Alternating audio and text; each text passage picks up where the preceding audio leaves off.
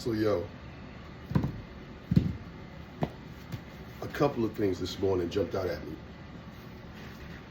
And this was while I was on the treadmill. When I'm on the treadmill, I started listening to the Bible, right? So, and I started in Genesis, just listening all the way through. And the part that really jumped out at me this morning in Genesis, a couple of things.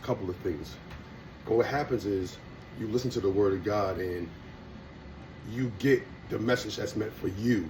You know what I'm saying? Or what is the revelation that you get, you know what I'm saying, about what you read. And the thing is this.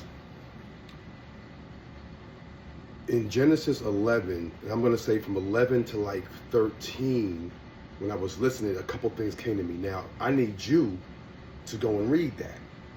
Okay, I'm going to give it to you like I got it, and then you go back and read it, Genesis 11 through 13, and you read it and see how it can apply to you. Put two on me. Entertainment is the platform. Multi-sport platform. Sports, information, of course, God, number one. Normally in the morning, because I do this in the morning. So, with all that being said, Genesis 11, when the people decided to build their own thing, because they wanted to build a tower, right, to get to heaven, apparently. This is what they wanted to do. So they did that. So God he saw what the people had done. And once again, you go back and read it. This is what came to me. So he saw what they had done. He was like, nah, this is not good. So he scattered the people, changed the language and everything like that. He totally busted it up because he was like, this is not good. Trying to do their own thing. So that was the first point.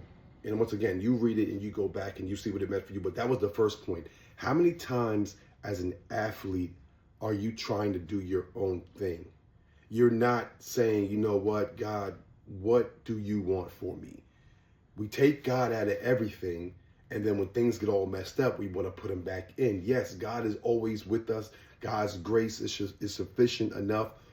But we have to understand that we can't use those as crutches. We can't just go ahead and just do our own thing. Even like you right now watching this, how many times have you said, God, what is your plan? Or are you just doing your own thing? Because your own thing may be working out a little bit. You may be finding your groove. You know what I'm saying? You may be somebody that's like, yo, man, I'm just going to do my own thing. I'm going to do my own thing. You know what I'm saying? I don't care. You know what I'm saying? And yeah, I just wanted to grab these and get this next rep in, you know what I'm saying? Because I'm sitting here talking. So, but with all that being said, it's like you do your own thing. You're trying to build your own tower. And God's like, nah, that's not what I wanted. And then the next part, it kind of dwindled into like, I think Genesis 12 and 13, Abraham, whose wife is Sarah, but I think her name changes along the way here, but Sarai. So Abraham, he tells his wife Sarai, like, yo, listen, don't tell him you my wife. Because if we go, because he was going to see Pharaoh, Egyptians, and if they see you, they're going to be like, yo, you looking too good. We might have to kill your husband just to have you. He was like, yo, tell him that you my sister. So this way, so when they got there, they went to see Pharaoh. Pharaoh's princes, they saw Sarai and was like, yo, she looks good. Pharaoh called her, invited her into the house, brought her in, he treated Abraham very good because of Sarai. You know what I'm saying? But as his wife, not his sister. So that's just lying and being deceitful. Pharaoh's house was cursed. It was something going on. Pharaoh came to Abraham. I don't know how Pharaoh knew that, but he came to Abraham, was like, yo, listen, why did you lie to me? Take your wife and get out of here. So he kicked him out.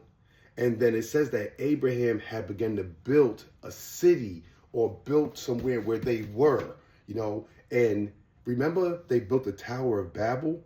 God didn't like it, but Abraham, he built a city that God was pleased with. And another thing, it's about the heart. What are you building in your heart?